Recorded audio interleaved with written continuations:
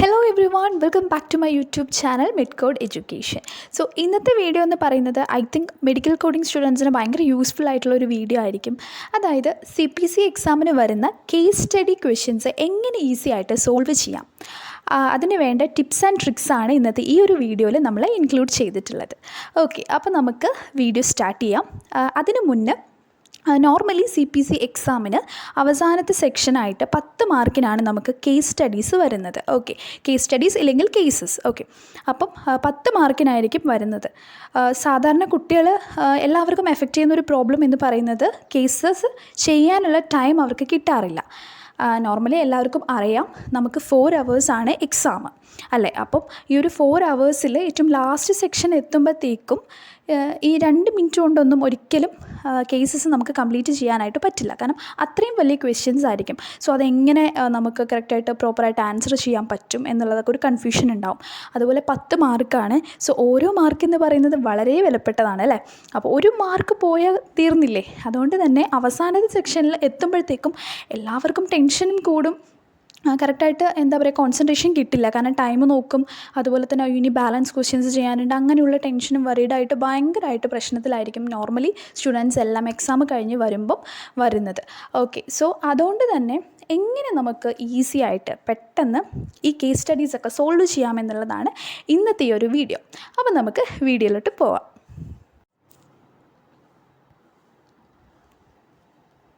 Step 1 എന്ന് പറയുന്നത് read and understand the case study.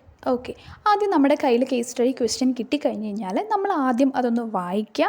എന്നതിന് ശേഷം മനസ്സിലാക്കുക എന്തൊക്കെ കാര്യങ്ങളാണ് അതിനകത്ത് വരുന്നത് എന്നുള്ളത് നമ്മൾക്കൊന്ന് മനസ്സിലാക്കണം അല്ലേ. അതായത് carefully read the case study, paying attention to the patient symptoms, diagnosis, procedures and treatments. Okay, അപ്പോൾ അതിനകത്ത് വരുന്ന കാര്യങ്ങളൊക്കെ ജസ്റ്റ് നമുക്ക് നോട്ട് ചെയ്താൽ മതി. ഓക്കെ, അതെല്ലാം അതിനകത്ത് തന്നെ ഉണ്ടല്ലോ. അപ്പോൾ ജസ്റ്റ് ഒന്ന് നോട്ട് ചെയ്ത് വയ്ക്കുക. അതാണ് നമ്മുടെ ഫസ്റ്റ് സ്റ്റെപ്പ് എന്ന് പറയുന്നത്. ഓക്കെ, ഇനി സ്റ്റെപ്പ് 2 ഐഡൻറ്റിഫൈ കീ ഇൻഫോർമേഷൻ. ഇത് വളരെ വളരെ ഇമ്പോർട്ടൻ്റ് ആയിട്ടുള്ളൊരു സ്റ്റെപ്പാണ്. കീ ഇൻഫോർമേഷൻസ് എല്ലാം ഐഡൻറ്റിഫൈ ചെയ്യുക എന്നുള്ളത്. അതായത് ഇതിനകത്ത് എന്താ മെയിനായിട്ട് പറയുന്നത്, നമുക്ക് അറിയാം കുറച്ച് പ്രൊസീജിയേഴ്സ് ആണല്ലോ നമുക്ക് കോഡ് ചെയ്യാനുള്ളത് അല്ലേ. ഇപ്പോൾ CPT എന്നായിരിക്കും നോർമലി കൂടുതലും കേസ് സ്റ്റഡീസ് CPT മാത്രമായിരിക്കും ഉണ്ടാവുക. ഇൻ കേസ് ചിലപ്പോൾ ICDയും കൂടെ മിക്സ്ഡ് ആയിട്ട് വരുമ്പോഴാണ് നിങ്ങൾ എന്ത് ചെയ്യേണ്ടത്, ഡയഗ്നോസിസ് കൂടെ കൺസിഡർ ചെയ്യേണ്ടത്. ഓക്കെ, അപ്പം ഇതിനകത്ത് വരുന്ന പ്രൊസീജിയേഴ്സ്, ഡയഗ്നോസിസ് എന്തൊക്കെയാണ് എന്നുള്ളത് നമ്മൾ കറക്റ്റായിട്ട് എന്ത് ചെയ്യണം, നോട്ട് ചെയ്ത് വയ്ക്കാം. മെയിനായിട്ട് അവിടെ എന്താണ് നടന്നത്, എന്ത് പ്രൊസീജിയറാണ് ആ ക്വസ്റ്റ്യനിൽ പറയുന്നതെന്ന് മാത്രം വൃത്തിയായിട്ട് മനസ്സിലാക്കി വയ്ക്കുക.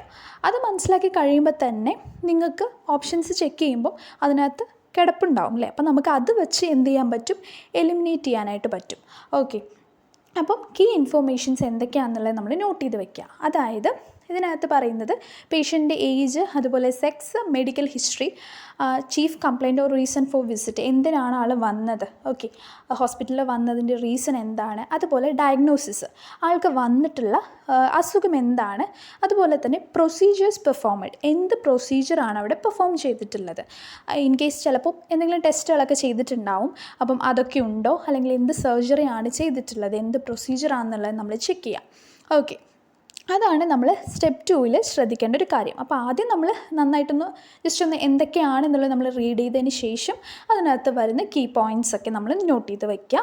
പിന്നെ അടുത്ത പോയിൻ്റ് എന്ന് പറയുന്നത് determine the primary diagnosis. Primary diagnosis ഉണ്ടാവും, എന്തെങ്കിലും ഒരു അസുഖം ഇല്ലാതെ ഒരിക്കലും ഹോസ്പിറ്റലിനകത്ത് വരില്ല. അപ്പോൾ മെയിനായിട്ടൊരു പ്രൈമറി ഡയഗ്നോസിസ് അവിടെ പറയുന്നുണ്ടാവും. ഓക്കെ, അപ്പം അത് നമ്മൾ എന്താണെന്ന് നോട്ട് ചെയ്യുക. അത് നോട്ട് ചെയ്ത് കഴിയുമ്പോൾ തന്നെ നിങ്ങൾക്ക് ഓപ്ഷൻസിൽ നിന്ന് എലിമിനേറ്റ് ചെയ്യാനായിട്ട് പറ്റും. ഇപ്പം ഡയഗ്നോസിസ് 4 ഓപ്ഷനിലും ഒരേ തന്നെ ആയിരിക്കത്തില്ല അല്ലേ. അപ്പോൾ അത് വെച്ച് നമുക്ക് എന്ത് ചെയ്യാൻ പറ്റും, വേണ്ടത് മാത്രം എടുക്കുക, അല്ലാതെ നമുക്ക് എലിമിനേറ്റ് ചെയ്ത് കളയാനും പറ്റും. ഓക്കെ, എലിമിനേഷൻ എന്ന് പറയുന്നത് വളരെ വളരെ ഇമ്പോർട്ടൻ്റ് ആണ്. നമ്മുടെ CPC എക്സാമിനേഷന് എലിമിനേഷൻ ഇല്ലാതെ നമുക്ക് എല്ലാ കോഡ്സ് നമ്മൾ എടുത്തെടുത്ത് സെർച്ച് ചെയ്ത് നോക്കിക്കഴിഞ്ഞ് കഴിഞ്ഞാൽ നമുക്ക് 4 മണിക്കൂർ കൊണ്ടൊന്നും പരീക്ഷ എഴുതി കഴിയാനായിട്ട് പറ്റില്ല. ഓക്കെ, അപ്പം എലിമിനേഷൻ സ്ട്രിക്റ്റായിട്ട് നമ്മൾ ഫോളോ ചെയ്യുക തന്നെ ചെയ്യണം കേട്ടോ. നിങ്ങൾ പ്രാക്ടീസ് ചെയ്യുന്ന സമയത്ത് എലിമിനേഷൻ മെത്തേഡിൽ തന്നെ പ്രാക്ടീസ് ചെയ്ത് പോവുക. എന്നാൽ മാത്രമാണ് നമുക്ക് 4 മണിക്കൂറിനകത്ത് ഈ 100 ക്വസ്റ്റ്യൻസ് അറ്റൻഡ് ചെയ്യാനായിട്ട് പറ്റുള്ളൂ. പ്രത്യേകിച്ച് കേസ് സ്റ്റഡി, അതിനകത്ത് എന്താണെങ്കിലും എലിമിനേഷൻ വേണ്ടി വരും. കാരണം അതിനകത്ത് എന്താ പറയുക, ഞാൻ പറഞ്ഞ് പേടിപ്പിക്കുന്നില്ല, ഒരുപാട് ഓപ്ഷൻസൊക്കെ കുറച്ച് ലെങ്തി ആയിരിക്കുമല്ലോ. അപ്പം നമുക്ക് എല്ലാം എടുത്തെടുത്ത് നോക്കിയിട്ട് ലാസ്റ്റ് ഒരു ആൻസർ നമുക്ക് എടുക്കുക എന്നുള്ളത് ഇമ്പോസിബിൾ ആയിരിക്കും. എല്ലാം ഒരുപോലെ നമുക്ക് തോന്നും. അപ്പോൾ നമുക്ക് കിട്ടിയ കീ പോയിൻറ്റ്സ് വച്ചിട്ട് നമ്മൾ കോഡ്സ് കണ്ടുപിടിക്കും. അപ്പം എന്താ പറഞ്ഞേ, എലിമിനേഷൻ മെത്തേഡ് യൂസ് ചെയ്തിട്ട് നമുക്കത് കണ്ടുപിടിക്കാം അല്ലേ. പ്രൈമറി ഡയഗ്നോസിസ് നമ്മൾ ആദ്യം ഡിറ്റർമൈൻ ചെയ്യുക. പിന്നെയുള്ളൊരു പോയിൻ്റ് എന്ന് പറയുന്നത്, എന്നിട്ടതിന് ശേഷം അപ്പോൾ തന്നെ നമുക്കൊരു ഐഡിയ കിട്ടും. അങ്ങനെ നമുക്ക് CPT അല്ലെങ്കിൽ ICD-10 കോഡ് നമുക്ക് എന്ത് ചെയ്യാനായിട്ട് പറ്റും, കണ്ടുപിടിക്കാനായിട്ട് പറ്റും. ഓക്കെ, അപ്പം നമ്മൾ ശ്രദ്ധിക്കേണ്ട കാര്യം അതിൽ വരുന്ന മെയിൻ പോയിൻറ്റ്സുകളൊക്കെ നോട്ട് ചെയ്ത് വയ്ക്കുക എന്നുള്ളതാണ് കേട്ടോ. സെക്കൻഡ് പോയിൻ്റ് സ്റ്റെപ്പ് ഞാൻ കൊടുത്തിട്ടുണ്ട്, സ്റ്റെപ്പ് 2. അതാണ് ഏറ്റവും ഇമ്പോർട്ടൻ്റ് ആയിട്ട് നമ്മൾ ശ്രദ്ധിക്കേണ്ടത്. കീ പോയിൻറ്റ്സ് എല്ലാം നമ്മൾ നോട്ട് ചെയ്ത് വയ്ക്കുക എന്നുള്ളതാണ്. അപ്പം അതിൽ തന്നെ പ്രൊസീജിയേഴ്സ് ഉണ്ടാവും. അപ്പോൾ പ്രൊസീജിയേഴ്സ് മാത്രം നോക്കിയിട്ട് പോവാം. പിന്നെ വേറൊരു കാര്യം എന്താണെന്ന് വെച്ച് കഴിഞ്ഞാൽ, നമുക്ക് എക്സാമിന് അതിനകത്ത് തന്നെ അവർ പ്രൊസീജിയർ പെർഫോമഡ്, പേഷ്യൻറ്റ് ഹിസ്റ്ററി എന്നൊക്കെ പറഞ്ഞിട്ടായിരിക്കും തരിക. വലിയ ക്വസ്റ്റ്യനകത്ത് അങ്ങനെയൊക്കെ ഹെഡിങ്സൊക്കെ കൊടുത്തിട്ടുണ്ടാകും. അപ്പോൾ നമ്മൾ എന്താ ചെയ്യേണ്ടത്, അതിനകത്ത് പ്രൊസീജിയർ പെർഫോമഡ് എന്ന് പറഞ്ഞൊരു ഹെഡിങ് കൊടുത്തിട്ടുണ്ടെങ്കിൽ അത് മാത്രം നിങ്ങൾ നോട്ട് ചെയ്താൽ മതി. വേറെ ഒന്നും വായിക്കേണ്ട ആവശ്യമില്ല. അത് വായിക്കുക. അത് വായിക്കുമ്പോൾ തന്നെ നമുക്ക് ഓപ്ഷൻസ് കിട്ടിക്കഴിഞ്ഞതിന് ശേഷം അതിൽ വരുന്ന ചേഞ്ചസ് എന്ന് പറയുമ്പോൾ എന്തെങ്കിലും CT ഗൈഡൻസോ അല്ലെങ്കിൽ എന്തെങ്കിലും എക്സ്ട്രാ അതിൻ്റെ കൂടെ ചെയ്തിട്ടുള്ള പ്രൊസീജിയർ ആയിരിക്കും. അപ്പോൾ അത് മാത്രം ജസ്റ്റ് നമുക്ക് ക്വസ്റ്റ്യനിൽ നിന്നൊന്ന് നോട്ട് ചെയ്താൽ മതി. ഓക്കെ, അല്ലാതെ എല്ലാം ഒന്നും വായിക്കേണ്ട ആവശ്യം വരുന്നില്ല. മെയിനായിട്ട് പ്രൊസീജിയറും ഡയഗ്നോസിസും കാര്യങ്ങളും മാത്രം ശ്രദ്ധിച്ചാൽ മതി. ഇനി പിന്നെ അഡീഷണലായിട്ട് ഞാൻ കുറച്ച് ടിപ്സ് കൂടെ നിങ്ങൾക്ക് ഷെയർ ചെയ്യാം. Practice. The more case studies you practice, the more comfortable you will become with the process. അതായത് നല്ലതുപോലെ പ്രാക്ടീസ് ആവശ്യമാണ്. നോർമലി ഇപ്പോൾ ക്വസ്റ്റ്യൻ കണ്ടു കഴിഞ്ഞാൽ തന്നെ ഇത് വലിയ ക്വസ്റ്റ്യനാണ്, എനിക്ക് അറ്റൻഡ് ചെയ്യാൻ പറ്റില്ല എന്ന് പറഞ്ഞിട്ടൊരു ഡിസ്കംഫേർട്ട് എല്ലാവർക്കും തോന്നും. പക്ഷേ ചിലപ്പം വളരെ സിമ്പിളായിട്ടുള്ള ക്വസ്റ്റ്യൻ ആയിരിക്കും, ലെങ്ത്തൊക്കെ ഉണ്ടാവും, പക്ഷേ എന്തായാലും അത് വളരെ ചെറിയൊരു കോഡിൻ്റെ ആയിരിക്കും, വളരെ ചെറിയ ഈസി ആയിട്ട് നമുക്ക് കണ്ടുപിടിക്കാൻ പറ്റുന്ന ക്വസ്റ്റ്യൻ ആയിരിക്കും. പക്ഷെ അതുകൂടെ തെറ്റിക്കും. അപ്പോൾ എന്താ ചെയ്യേണ്ടതെന്ന് വെച്ച് കഴിഞ്ഞാൽ, നന്നായിട്ട് പ്രാക്ടീസ് ചെയ്യുക. വലിയ ക്വസ്റ്റ്യൻസ് തന്നെ നന്നായിട്ട് പ്രാക്ടീസ് ചെയ്ത് നോക്കുക. ഓക്കെ, എക്സാമിൻ്റെ ആ സമയമൊക്കെ അടുത്തിരിക്കുന്ന ആൾക്കാരാണെന്നുണ്ടെങ്കിൽ അതിന് മുന്നായിട്ട് നന്നായിട്ട് വലിയ ക്വസ്റ്റ്യൻസ് എല്ലാം ഡെയിലി പ്രാക്ടീസ് ചെയ്ത് നിങ്ങൾ നോക്കുക.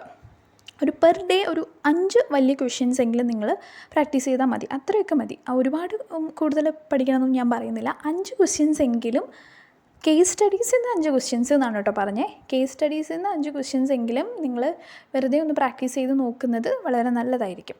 ഓക്കെ, അപ്പോൾ നന്നായിട്ട് പ്രാക്ടീസ് വേണം. എന്നാൽ മാത്രമാണ് നമുക്കൊരു ഐഡിയ കിട്ടുള്ളൂ. പിന്നെ എലിമിനേഷൻ, അതിൻ്റെ കൂടെ തന്നെ എലിമിനേഷൻ പ്രാക്ടീസ് ചെയ്ത് വരുമ്പം ഈസി ആയിട്ട് കോഡ്സ് ഐഡൻറ്റിഫൈ ചെയ്യാനായിട്ട് പറ്റും. പിന്നെ നെക്സ്റ്റ് എന്ന് പറയുന്നത് വളരെ ഇമ്പോർട്ടൻ്റ് ആയിട്ടുള്ള വേറൊരു പോയിൻ്റാണ് മാനേജ് യുവർ ടൈം എഫക്റ്റീവ്ലി. അതായത് ടൈം മാനേജ്മെൻറ്റ്. എല്ലാവർക്കും ടൈം മാനേജ്മെൻറ്റ്, ടൈം കിട്ടിയില്ല, ടൈം ഔട്ടായി എന്നുള്ള പ്രശ്നം എല്ലാവർക്കും ഉള്ളതാണ്. അതായത് 4 hours ആണല്ലോ നമ്മുടെ CPC എക്സാം എന്ന് പറയുന്നത്. അതിനകത്ത് ഏറ്റവും ലാസ്റ്റ് സെക്ഷനാണ് ഞാൻ പറഞ്ഞു നമ്മുടെ കേസ് സ്റ്റഡീസ് എന്ന് പറയുന്നത്. അപ്പം എല്ലാത്തിനും പെർ ക്വസ്റ്റ്യൻ എന്ന് പറയുമ്പോൾ 2 minutes വെച്ച് നമ്മൾ എടുക്കണം സോൾവ് ചെയ്യാൻ വേണ്ടിയിട്ട്. പക്ഷേ അവസാനം എത്തുമ്പോഴത്തേക്കും നമുക്ക് 2 minutes ക്വസ്റ്റ്യൻസ് ചെയ്യാൻ പറ്റില്ല, ആൻസർ ചെയ്യാനായിട്ട് നമുക്ക് പറ്റില്ല. അങ്ങനെ വരുന്ന സമയം എന്ന് പറയുന്നത് നമുക്ക് കുറച്ച് ക്രൂഷ്യലായിരിക്കും. അതുകൊണ്ട് തന്നെ ആദ്യം മുതൽ തന്നെ നമ്മൾ നല്ലൊരു ടൈം മാനേജ്മെൻറ്റിൽ പോയി കഴിഞ്ഞ് കഴിഞ്ഞാൽ അവസാനം വരെയുള്ള എല്ലാ ക്വസ്റ്റ്യൻസും നമുക്ക് ആൻസർ ചെയ്യാനായിട്ട് പറ്റും. അപ്പം അറിയുന്ന ക്വസ്റ്റ്യൻസ് എല്ലാം നീറ്റ് ആൻഡ് ക്ലിയർ ആയിട്ട് നിങ്ങൾ ആൻസർ ചെയ്ത് വയ്ക്കുക. ഓക്കെ, 80% ക്വസ്റ്റ്യൻസ് എങ്കിലും നിങ്ങൾ വൃത്തിയായിട്ട് അറ്റൻഡ് ചെയ്യുക. ബാക്കിയുള്ള 20% ഓക്കെ നമുക്ക് കുഴപ്പമില്ല എന്ന് വെക്കാം. അതായത് നമുക്ക് സമയം കിട്ടിയില്ല അങ്ങനെയൊക്കെ ആണെന്നുണ്ടെങ്കിൽ പിന്നെയും നമുക്ക് കുഴപ്പമില്ല. കാരണം 80% നമ്മൾ നീറ്റായിട്ട് അറ്റൻഡ് ചെയ്തിട്ടുണ്ട്. അപ്പോൾ നമുക്കൊരു കോൺഫിഡൻറ്റ് ഉണ്ട്, ഓക്കെ എനിക്ക് 80 മാർക്സെങ്കിലും കിട്ടും എന്ന് പറഞ്ഞിട്ട് അല്ലേ. അപ്പം ആദ്യം മുതൽ തന്നെ നമ്മൾ കുളമായിട്ട് സ്റ്റാർട്ട് ചെയ്ത് കഴിഞ്ഞ് കഴിഞ്ഞാൽ നമുക്ക് എന്തായാലും കംപ്ലീറ്റ് ചെയ്യാൻ പറ്റില്ല, നമുക്ക് പാസ്സാവാനും പറ്റില്ല. അതുകൊണ്ട് തന്നെ 80% ക്വസ്റ്റ്യൻസ് നീറ്റായിട്ട് നമ്മൾ ആൻസർ ചെയ്യാം. എന്നതിന് ശേഷം ബാക്കിയുള്ളത് നമുക്ക് അറ്റൻഡ് ചെയ്യാം.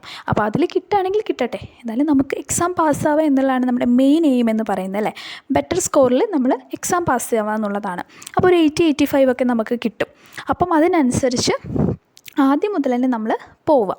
ഓക്കെ, അപ്പം ടൈം മാനേജ്മെൻറ്റ് വളരെ ഇമ്പോർട്ടൻ്റ് ആണ്. സ്റ്റാർട്ടിങ് മുതൽ ശ്രദ്ധിച്ച് കഴിഞ്ഞാൽ ടൈം മാനേജ്മെൻറ്റൊക്കെ ഈസി ആയിട്ട് നമുക്ക് ചെയ്ത് കാൽക്കുലേറ്റ് ചെയ്ത് സെറ്റായിട്ട് പോകാനായിട്ട് പറ്റും. ഓക്കെ, അപ്പം ഇത്രയുമാണ് നമ്മൾ കേസ് സ്റ്റഡീസ് വരുമ്പം ശ്രദ്ധിക്കേണ്ട ടിപ്സ് ആൻഡ് ട്രിക്സ് എന്ന് പറയുന്നത്. അപ്പം മെയിനായിട്ട് ഒന്നുമില്ല, പ്രൊസീജിയേഴ്സ് മാത്രം നോക്കിയാൽ മതി, വേറെ ഒന്നും നമുക്ക് നോക്കേണ്ട ആവശ്യമില്ല. ഡയഗ്നോസിസും എക്സ്ട്രാ ഒന്ന് നോക്കി വെക്കുക. ഈ 2 കാര്യങ്ങൾ മാത്രം മതി. ക്വസ്റ്റ്യൻ വായിച്ച് ടൈം കളയേണ്ട ആവശ്യം വരുന്നില്ല. അപ്പം ഇത്രയുമാണ് നമ്മുടെ ഈ ഒരു വീഡിയോയിൽ ഞാൻ ഇൻക്ലൂഡ് ചെയ്തിട്ടുള്ളത്. സോ എക്സാം എഴുതാൻ പോകുന്ന എല്ലാവർക്കും all the best and thanks for watching.